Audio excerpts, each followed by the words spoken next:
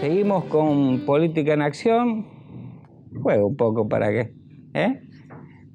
Y estamos con el licenciado Arturo Flyer, sociólogo, que ha seguido atentamente todos los problemas de políticas públicas. En este caso, a mí me preocupaba charlar un poco contigo esta cosa horrenda, porque de eso se trata, que es que 14 niños, por lo menos hasta las últimas informaciones, hayan muerto en la provincia de Buenos Aires con una enfermedad que se supone tendría que estar erradicada. Absolutamente, Alberto. No solamente 14 niños, sino que 5.000 chicos, esto es el cálculo de algunos médicos sanitaristas, al año se mueren en la Argentina. Y el 80% de esas muertes pueden ser evitadas. 5.000 chicos al año, de los cuales el 80% puede ser evitado. Escuche esto, son las cifras. Lo demás estamos hablando de la reserva en el banco y demás. Estas son cifras contundentes. Sí, estas son cifras que duelen, ciertamente, ¿no? Particularmente además en el caso de los chicos.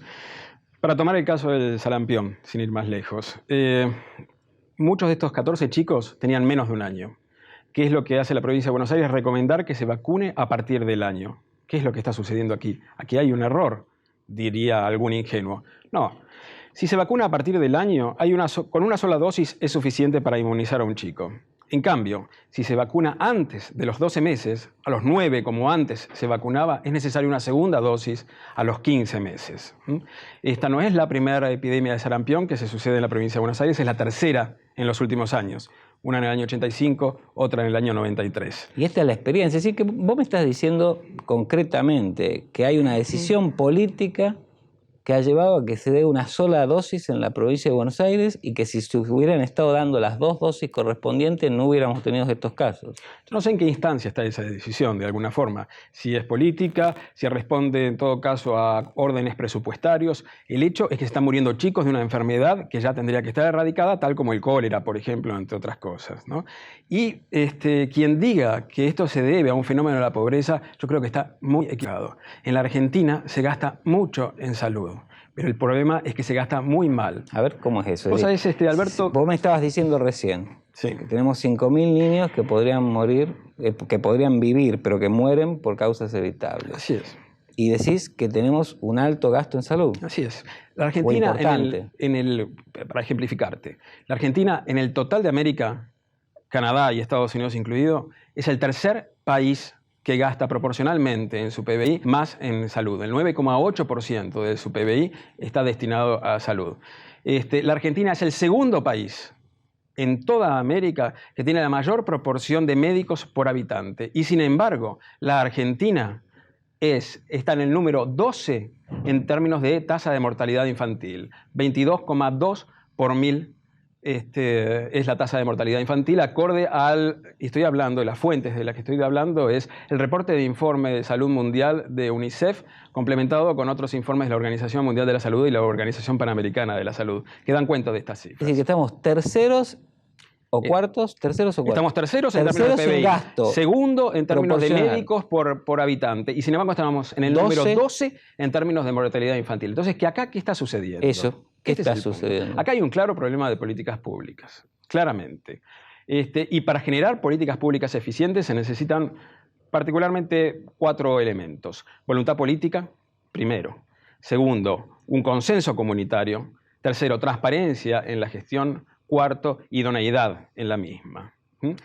Yo, para no ser agorero... Me parece interesante porque justamente vamos con el ingeniero Ariolo y con el decano de Ciencias Sociales, con Fortunato Malemachi, vamos a analizar políticas públicas en concreto. Es decir, por ejemplo, ¿quién lleva adelante la acción social? ¿No? Por eso que estamos relacionados en los temas. Y vos señalás 4 ejes que me parece que corresponden a el papel del Estado, no al papel de ningún sector en particular. No hay por qué privatizar justamente ni la política social, ¿no? Y de hecho he estado haciendo algún relevamiento en la provincia de Buenos Aires, justamente a raíz de este brote de sarampión, y bueno, he descubierto algunos datos interesantes en términos positivos, justamente, ¿no? Hay un municipio no lejos de la capital federal, el municipio de San Isidro, que en los últimos 3 años bajó el 43% su mortalidad infantil. Actualmente tiene un 9,7 por 1000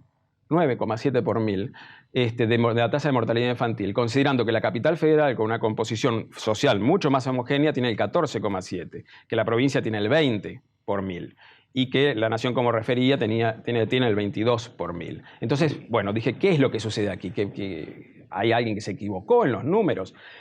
Y detecté algunas claves muy concretas. Primero, efectivamente hay una decisión política de trabajar sobre la atención primaria de la salud, es decir, medicina preventiva. Para esto, entonces, hay una asignación presupuestaria que entre salud, acción social y desarrollo comunitario, conjugan el 45% de un presupuesto. Pero no basta, no es un tema solamente de dinero. Las distintas áreas de gobierno trabajan en pos de objetivos comunes, no como compartimentos estancos. De tal manera que para atender la atención primaria de la salud está trabajando el área de salud, ciertamente, educación, deportes, tercera edad, acción social. Hay, por ejemplo, un sistema, esto es muy interesante, tal como el que existe en Cuba, de promotores sociales. Es decir, en las zonas de emergencia hay gente del área de acción social que golpea las puertas y le dice, señora, su hijo no fue vacunado y tenía que haber sido atendido en tal fecha. Usted tiene que ir a la sala más cercana. Esto está funcionando. Esto está funcionando, exactamente.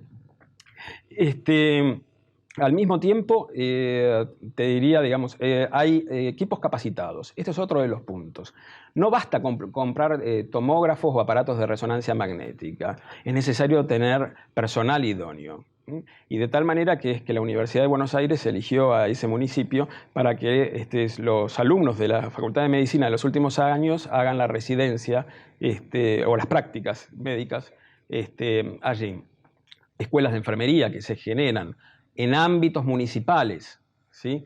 Hay una serie de elementos concretamente que marcan, en todo caso, un rumbo de gobierno. Ahora, Arturo, aquí nosotros tenemos planteado, yo te señalaba, es decir, primero la sorpresa, ¿no? Es decir, los porcentajes de mortalidad infantil frente al índice de gasto proporcional en América.